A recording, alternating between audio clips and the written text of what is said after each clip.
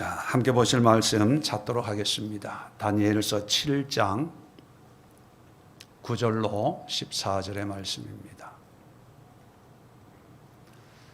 다니엘서 7장 9절로 14절.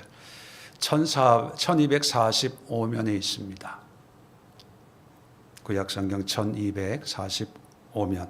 자, 9절부터 14절까지 함께 합독합니다. 시작. 내가 보니 왕자가 놓이고 옛적부터 항상 계신 이가 좌정하셨는데 그의 옷은 희기가 눈 같고 그의 머리털은 깨끗한 양의 털 같고 그의 보좌는 불꽃이요 그의 바퀴는 타오르는 불이며 불이 강같이 흘러 그의 앞에서 나오며 그를 섬기는 자는 천천히요 그 앞에 모셔 선 자는 만만이며 심판을 베푸는데 책들이 펴 놓였더라.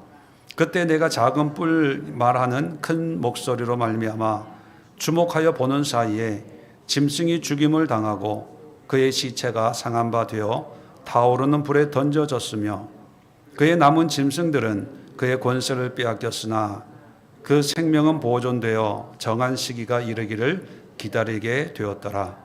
내가 또 밤 환상 중에 보니 인자 같은 이가 하늘 구름을 타고 와서 옛적부터 항상 계신 이에게 나아가 그 앞으로 인도되매 그에게 권세와 영광과 나라를 주고 모든 백성과 나라들과 다른 언어를 말하는 모든 자들이 그를 섬기게 하였으니 그의 권세는 소멸되지 아니하는 영원한 권세요 그의 나라는 멸망하지 아니할 것이니라.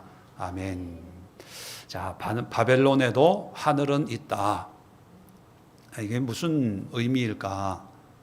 오늘 이제 드디어 이제 7장으로 넘어오면 이제 7장부터 어떤 말씀의 어떤 상황이 좀 바뀌어집니다. 2장부터 6장까지는 다니엘이 꿈이나 환상을 또 글씨를 해석해 주는 입장이었어요. 느부갓네살의 꿈을 해석해 주고 또 벨사살의 잔치에 쓰인 글씨를 해석해 주고 그래서 다니엘은 지혜와 총명이 있는 아주 특별한 은사적인 그런 삶을 우리에게 보여주고 있는데 이제 7장부터 끝까지는요 다니엘이 환상을 보고 이게 무슨 뜻이지? 이제 의아해하는 그런 사람으로 바뀝니다. 그럴 때마다 이제 천사가 와서 해석해 주는 그래서 이제 입장이 바뀌는 그런 전환점을 맞는 말씀이 이제 7장입니다. 그리고 이 7장은 2장부터 7장까지가 아람어로 되어 있다. 그렇게 말씀드렸습니다.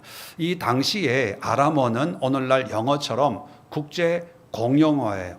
그래서 우리는 영어 아는 분들만 영어를 쓰지만 이 아람어는 바벨론 제국에 있는 거의 대부분의 사람들이 읽고 쓰고 말하는 그런 언어지요. 자, 이런 언어로 되어 있다는 얘기는 무슨 뜻입니까?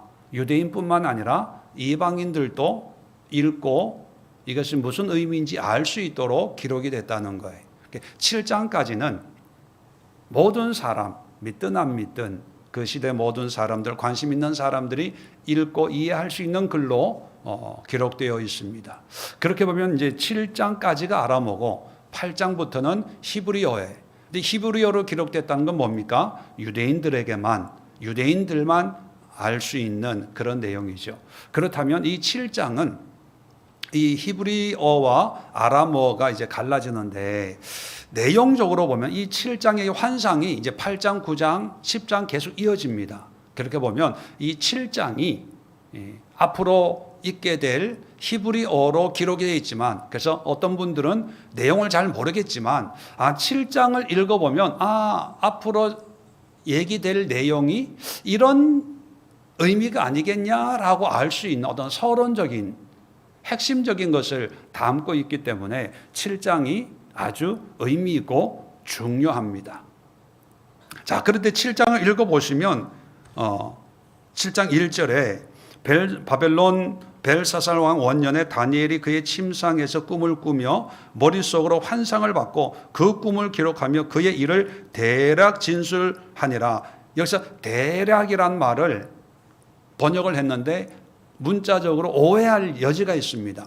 대략이라고 하는 것은 대충의 의미가 아니라 핵심적인 걸 기록했다 이런 뜻입니다. 핵심 요소를 기록했는데 시간이 없어서 자세히는 읽지 않겠습니다. 2절을 보면 밤에 환상을 보는데 하늘의 바람이 큰 바다로 몰려 불더니 큰 짐승 넷이 바다에서 나왔어요. 자, 이것만 보더라도 이제 앞으로 네 종류의 짐승이 소개가 되는데 이 짐승이 바다에서 나왔다라고 하는 걸 보면 이 짐승들이 하나님이 어떤 특별한 의도를 가지고 의롭게 사용하는 도구로 쓰임 받게 될까요? 아니면 안 좋은 도구로 쓰임 받는 것들일까요? 뭘 보면 알 수 있어요? 야, 이제 뭔가 이제 좀 통하네요. 여기서 보면 바다에서 나왔는데 하면 이건 이미 아닌 거예요. 요한계시록 21장 1절에 보면 내가 새 하늘과 새 땅을 보니 처음 하늘과 처음 땅이 없어졌고 바다도 다시 있지 않더라. 땅과 바다가 없어져요. 새 하늘 새 땅에는. 그 얘기는 뭐냐면 이 땅에 있는 땅과 바다에서 나오는 것은 선한 게 없어요. 그래서 요한계시록에도 보면 용이 쫓김을 받아서 이 땅으로 와서 짐승에게 마귀 사탄의 힘을 주죠. 근데 그 짐승이 어디에서 올라옵니까? 바다에서 올라와요. 그리고 사울이 전쟁을 앞두고 하나님의 계시도 없으니까 답답한 마음에 무당을 찾아가죠. 무당에게 얘기합니다. 사울의 영을 불러 올려라 하니까 사울이 따당 나타났는데 사울이 어디서 나타났어요? 사무엘. 죄송합니다. 사무엘이 어디서 나타나요? 땅에서. 이것만 보더라도 이 영은 사무엘이 아니고 마귀 귀신이다 이걸 알아야 되는데 그걸 모르는 사람들 사무엘의 영이 나오네. 성경에도 죽은 영을 다시 불러내니까 그 영이 말도 하고 하는데 이렇게 미혹이 되는 거예요. 성경을 보시다가 땅에서 올라온다, 바다에서 올라온다. 이건 다 하나님을 대적하는 거구나. 또 하나 단서가 있는데 뭐냐면 짐승이에요. 짐승. 요한계시록도 보시면 아시겠지만 하나님의 모습, 예수님의 모습은 항상 뭘로 묘사합니까? 사람으로 묘사해요. 눈에 불꽃 같고 이런 어떤 영적인 어떤 신령한 권위에 대해서는 좀 이게 과장법으로 우리에게 소개하지만 그 모습이 다 사람의 낫을 가지고 추수하는 것도 사람의 모습이고 백마를 탄 전쟁하는 그 모습도 장군의 모습, 항상 사람의 모습이에요. 나중에 나오지만 인자의 모습, 사람의 아들의 모습, 다 하나님의 사람, 하나님의 어떤 선한 것들은요, 사람의 모습을 하고 있습니다. 그런데 그게 아닌 것은요, 다른 모습이에요. 특히 짐승. 자, 짐승인데 4절에 보면 짐승을 잠깐 소개합니다. 사자 같은데 독수리 날개 있고, 또 5절에는 곰 같은데 이빨에 갈빗대가 물려 있고, 6절에 세 번째는 표범 같은데 새의 날개가 있고 머리가 내시고, 또 7절에 보면 넷째 짐승은 무섭고 강하고 쇠로 된 이빨이 있고 뒤에 보면 또 뿔이 있어요. 보기에도 흉악하잖아요. 이 흉악하다, 이상한 짐승이다 이러면 다 하나님을 대적하는 것들이에요. 왜냐하면 하나님의 창조는 사자면 사자, 표범은 표범, 곰이면 곰 이렇게 창조했거든요. 그런데 사자인데 날개가 달렸다. 이건 무슨 뜻일까요? 변질됐다는 거예요. 하나님의 창조에서 벗어난 것들이에요. 그래서 하나님의 어떤 창조에서 변질된 이런 모습들은 다 하나의 상징적으로 짐승이나 어떤 이상한 괴상한 어떤 그런 짐승으로 묘사를 합니다. 그러니까 이것이 뭔지 뭐 자세히 알고 싶겠지만, 그래서 어떤 목사님들이나 어떤 교회는 이것이 이겁니다. 이것은 바벨론이고, 이것은 메대고, 이것은 그리스고, 이것은 로마고, 짝짝. 이것은 굉장히 위험한 거예요.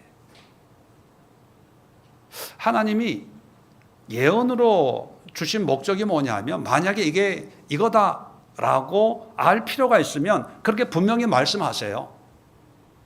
그런데 그렇게 흐릿하게 말씀하신 거에는 마치 수수께끼처럼 맞춰봐, 정답을 말해봐, 문제집을 내준 게 아니에요. 거기에는 어떤 의도가 있습니다. 그것은 뭐냐면, 그걸 알 수도 있지만 이게 중요한 게 아니야, 더 중요한 게 있어, 이거를 얘기하는 거예요.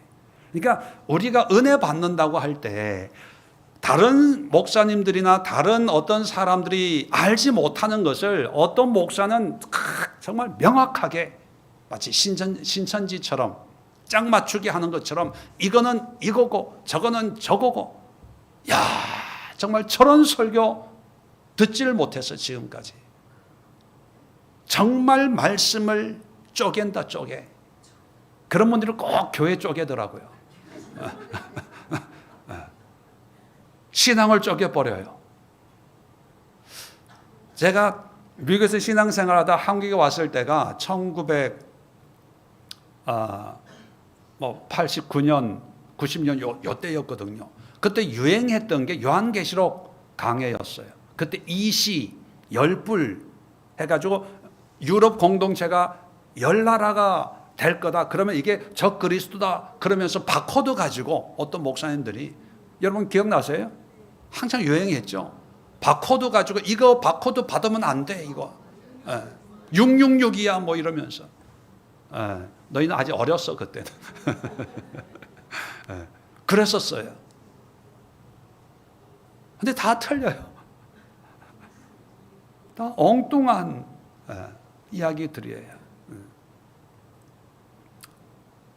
지금 이 7장의 환상을 통해서 이 짐승들이 구체적으로 무엇이냐, 이거를 성경이 말씀하고 있는 부분만 우리는 알아요. 알 수 있고 얘기하지, 그걸 얘기하지 않는 성경이 침묵하고 있을 때는 우리도 겸손하게 모릅니다, 얘기를 할 수 있어야 돼요. 특히 목회자들이 모른다 그러면 자존심 상하잖아요, 성도들한테. 그러니까 모른다고 얘기를 못하는 거예요. 그러니까 뭔가 이렇게 정답 비슷한 것을 얘기를 해줘야 된다는 강박관념 때문에 이거는 이거라고 생각합니다, 저거는 저거라고 생각합니다 하다 보니까 이제 선을 넘는 경우가 많아요. 근데 우리는 겸손하게 잘 모릅니다. 그런데 내 생각은 이런 것 같다고 생각이 되는데 정확한 건 아니니까 참고하세요. 요 정도. 자, 이 짐승의 이야기를 이제 8절까지 하고 있어요. 근데 이 짐승이 어떤 역할을 하냐? 17절 보십시오. 그 내 짐승은 세상에 일어날 내 왕이라. 네 가지의 어떤 국가, 왕이라고 하는 게 어떤 제국, 국가를 상징하니까 네 사람의 왕이라고 볼 수도 있지만 또 다르게는 네 제국, 그래서 바벨론, 메데, 바사, 그리스, 그리고 이제 나중에 이제 9장, 10장, 11장을 보면 어떤 미래에 되어질 어떤 정치적인 그런 것에 대한 예언이다, 그걸 알 수가 있습니다. 그런데 여러분, 8절로 끝나지 않고 8절로 끝나고 그 다음에 해석으로 가면 괜찮은데, 자, 오늘 본문으로 삼은 9절부터 14절이 있어요. 자, 9절부터 14절 우리가 읽었지만, 자, 오늘 본문의 내용은 뭐에 관한 내용입니까? 하나님과 그의 나라의 어떤 상징적인 모습을 우리에게 소개해 주고 있잖아요. 예를 들면 왕자가 있고 옛적부터 항상 계신 이가 있고 옷은 희귀가 눈 같고 머리털은 양의 털 같고, 이게 잘 상상이 안 되면 누굴 보면 이해가 된다고요? 머리가 양의 털 같고, 이제 원집사님은 조금 비슷해지는데, 김군율 집사님은 거의 불가능한. 이게 사람의 모습으로 묘사하고 있는데, 그 사람의 모습이 곧 누구를 묘사하고 있다고 보여져요? 하나님이죠. 그 앞에 섬기니까 천천히고 만만이고, 또 13절에 보면 인자 같은 이가 구름 타고, 자, 구름을 타고 온다. 그러면 이건 뭐예요? 천사나 하나님의, 땅이나 바다는 대적하는 것들이고, 항상 하나님은 구름이나 영광 가운데 하늘로 임하는 그런, 자, 그래서 인자 같은 이가 권세를 받고 영원하고 소멸되지 않고 멸망하지 않을 것. 이게 누구에 관한 이야기입니까? 하나님에 관한 이야기예요. 자, 그런데 여러분, 아까도 얘기했지만 짐승, 내 짐승의 이야기가 있고 그 다음에 하나님의 이야기가 있어요. 근데 사람들은 짐승에 관심이 있어요? 하나님에 관심이 있어요? 왜요? 왜요? 재밌으니까, 신기하니까, 궁금하니까. 근데 왜 하나님의 나라에서는 왜 궁금하지 않아요? 왜 신기하지 않아요? 관심 있지 않아요? 여러분, 성경을 볼 때 항상 부정적인 것, 연대가 안 맞아요, 목사님. 뭐가 안 맞아요? 뭐가 틀려요? 뭐가 이해 안 돼요? 이게 다른 것 같아요? 이게 잘못된 것 같아요? 뭐 이러는 사람이 있는 반면에 똑같은 성경을 보는데 은혜를 받는 사람들이 있어요. 하나님이 나에게 주시는 말씀이네. 깨닫고 회개했습니다. 성경을 읽으면서 내 자신을 보는 것 같아요. 뭐 그런 분들이 있어요. 이게 성경을 보는 관점입니다. 하나님의 말씀을. 하나님은 하나님의 어떤 영광과 권위를 드러내기 위해서 배경이라고 그러죠. 하얀 색깔, 저는 뭐 색상에 대해서는 잘 모르는데 예를 들면 밝은 색상을 드러내려면 뒷 배경은 어떤 색상이 어울립니까? 어두운 색상이죠. 근데 사람들은 그러면 어두우면 밝은 걸 봐야 되는데, 근데 꼭 이상한 사람들은요, 밝은 걸 안 보고 어두운 걸 봐요. 이게 왜 이래? 왜 이렇게 검어? 왜 이렇게 하지? 왜 저렇게 하지? 여러분들은 어떻습니까? 제가 바벨론에도 하늘은 있다 이렇게 제목을 붙인 거는, 바벨론이라고 하는 그 세상은 우리가 이해 안 되는 세상의 권세, 권력, 어떤 다툼, 빼앗고 죽이고, 이 짐승이라고 하는 게 뭡니까? 서로 뜯고 물고 죽이고 뭐 이런 거 아닙니까? 그러니까 거기에서 우리가 살기가 쉽지가 않다는 거예요. 짐승의 나라에서 살아가는 게 어떻게 쉽겠습니까? 조금만 판단 잘못하면 풀무불에 들어가고 사자굴에 들어갔는데, 그러니까 보통 사람들은 힘들다, 어렵다, 이 세상이 왜 이렇게 어려워, 힘들어, 이 부조리가 이렇게 많어, 대통령이 뭐 잘하는 게 있어, 국회의원이 잘하는 게 있어, 정치가 뭐 어째 뭐 그런 얘기 하잖아요. 왜 매일 9시 뉴스, 요즘에 8시에 하더라고요.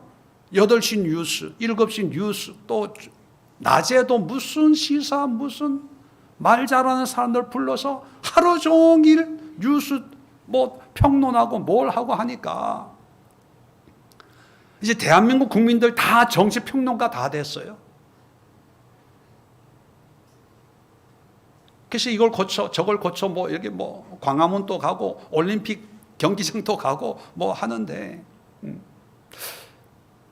그런데 문제는 뭐냐면 그런 짐승의 나라 바벨론 같은 나라에 하나님은 분명히 9절부터 14절까지 하나님이 왕자를 펼쳐놓고 거기에 천천만만의 어떤 영적인 존재, 뭐 이게 천사일 수 있고 구원받은 성도일 수 있고 이런 천사들이 있고, 또 하나님의 권위로 심판하시고 다스리고 있는 하나님의 나라의 이 위엄과 웅장한 이런 임재가 있다고 분명히 말씀하고 있는데, 여기에 대해서는 관심이 없어요.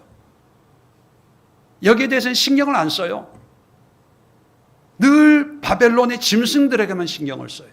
저놈의 사자 저거 날개를 꺾어버려야 되는데, 저놈 저 곰 같은 놈 저거 늘 먹고 또 먹고, 표범 저거 눈치껏 열했다 저랬다.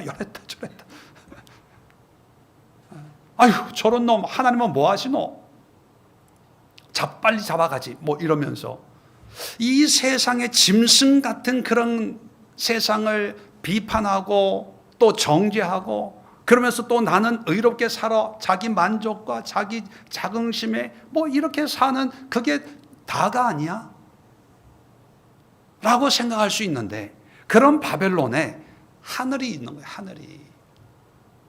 하늘이 있다는 얘기는 하나님의 나라가, 보좌가 배설되어 있어요.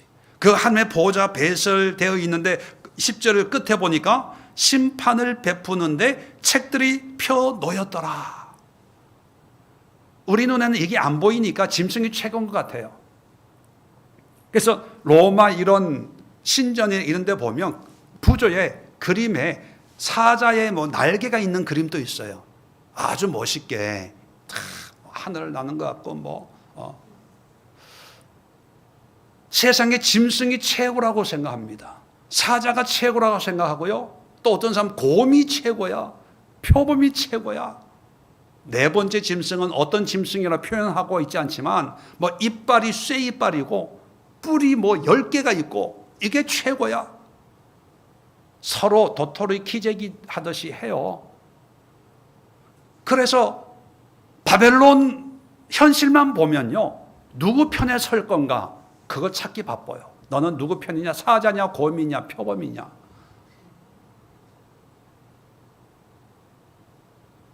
그런데 하늘을 보는 사람은, 하나님의 나라를 보는 사람은요, 사자 별거 아니야, 곰 별거 아니야, 네 번째 짐승 무섭고 두렵지만 그거 별거 아니야. 하나님이 지금 심판의 책을 펴놓고 지켜보고 있어. 자, 지켜보고 이따가 11절 보세요. 그때에 내가 작은 뿔이 말한 큰 목소리를 말며 주목하여 보는 사이에 짐승이 죽임을 당하고 그 시체가 상한 바 되어 타오른 불에 던져졌습니다. 하나님이 심판한 거예요. 그리고 12절에 남은 짐승들, 남은 네 짐승이 있잖아요. 이것도 권세를 빼앗겼으나 그 생명은 보존되어 정한 시기가 이르기를 기다리게 되었더라. 자기가 최고인 것 같아도 결국은 하나님의 통치에 지배당하고 있다는 거예요. 그러니까 여러분, 지금 7장의 이 환상을 보여주는 이유가, 앞으로는 사자가 다스릴 거야? 앞으로는 곰 같은 어떤 왕이 나타나서 다스릴 거야? 이게 바벨론이야, 뭐야 이러고 있잖아요. 예, 맞을 수 있어요. 맞아요. 성경이 일어날 내 왕, 내 제국을 얘기한다고요. 그 얘기는, 그 의미는, 그러면 왕 같은, 이 사자 같은 왕에게 충성해라, 곰 같은 왕에게 충성해라, 뭐 표범 같은 왕에게 충성해라, 그게 아니라 이런 나라들이 계속 세웠다가 없어지고 세워졌다가 없어지고 하겠지만, 그런데 하나님의 나라는 변하지 않고 그대로 있어. 영원해. 멸망치 않아. 무너지지 않아. 하나님이 천군 천사와 함께 그 불꽃 같은 눈으로 이 세상을 다스리고 있고, 언젠가는 이 짐승들을 심판할 거야. 그걸 우리에게 보여주는 거예요. 여러분, 요한계시록도 똑같은 구조로 되어 있습니다. 요한계시록의 세상에는 재앙이 있잖아요. 재앙, 인재앙, 대접재앙, 무슨 나팔재앙, 이런 재앙으로 막 또 사탄이 우는 사자와 같이 삼킬자를 잡고 여러 가지 핍박이 있고 고난이 있어요.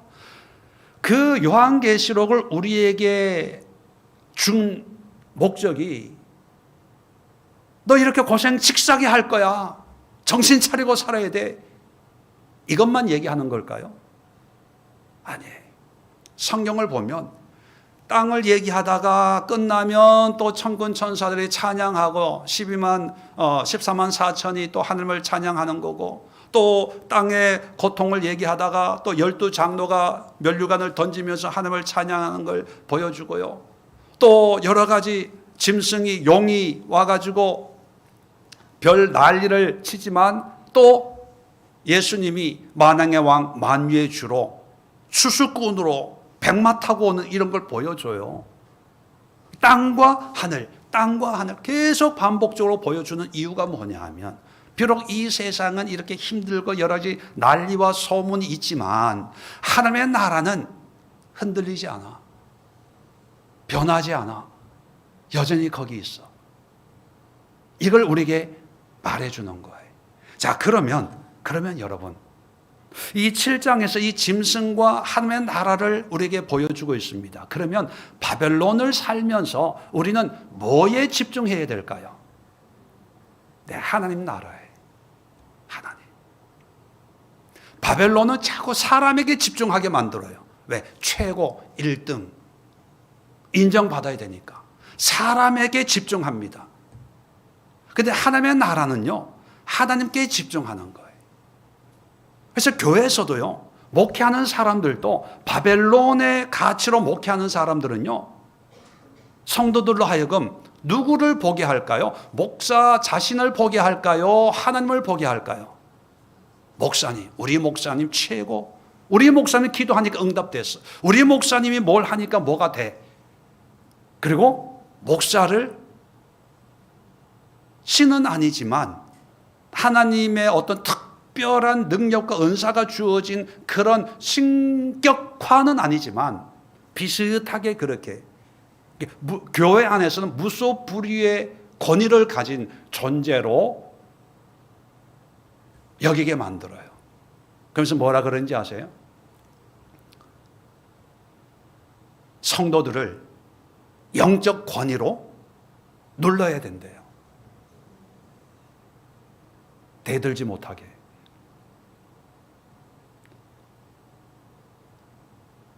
이게 바벨론입니다. 이게 바벨론. 예수님이 제자들을 영적 권위로 눌렀나요? 아마 예수님이 눌렀으면 12명 아마 목숨 부지하기 어려웠지 않았을까요? 하나님의 교회는요, 철저하게 짐승을 얘기하는 게 아니라 삶의 고통과 고난을 얘기는 하지만 그 모든 걸 통해서 짐승이 주인, 세상의 지배자인 어떤 사자 같은, 곰 같은, 표범 같은 이런 한 사람의 위대한 어떤 위인을 만들거나 세우는 것이 아니라 그런 환경 속에서 여전히 역사하는 하나님을 바라보게 해야 돼요.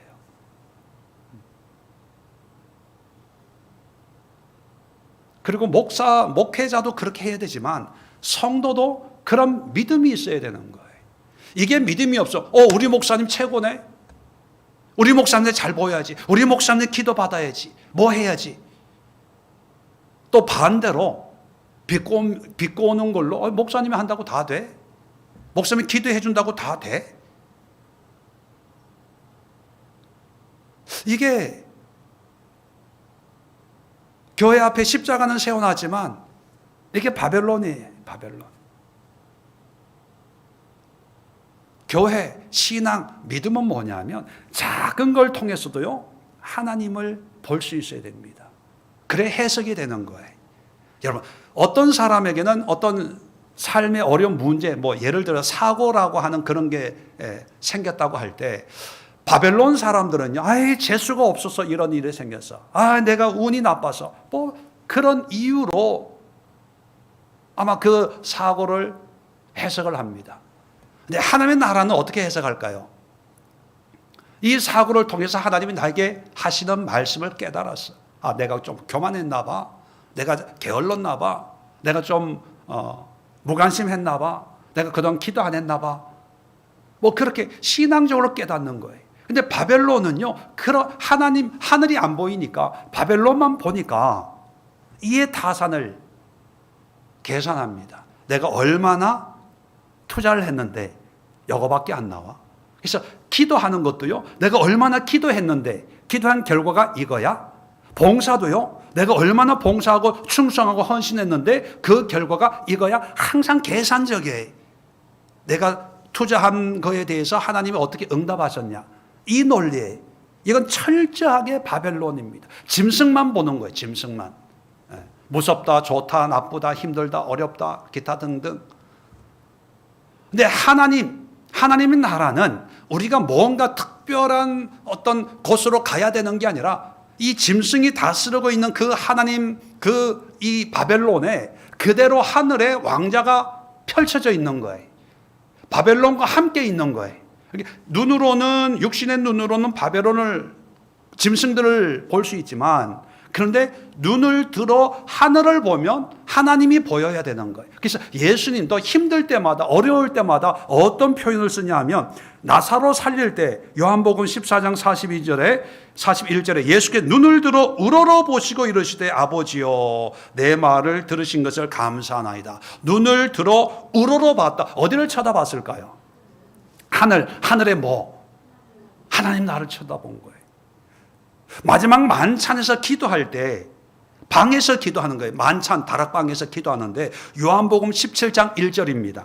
예수께서 이 말씀을 하시고 눈을 들어 하늘을 우러러 이르되 아버지여 때가 이르러 싸우니 아들을 영화롭게 하사 하면서 마지막 기도를 하는 장면이거든요. 아니 방 안에서 하늘을 우러러 봤대. 여러분 여기서 하늘을 우러러 보세요. 하늘이 보이나?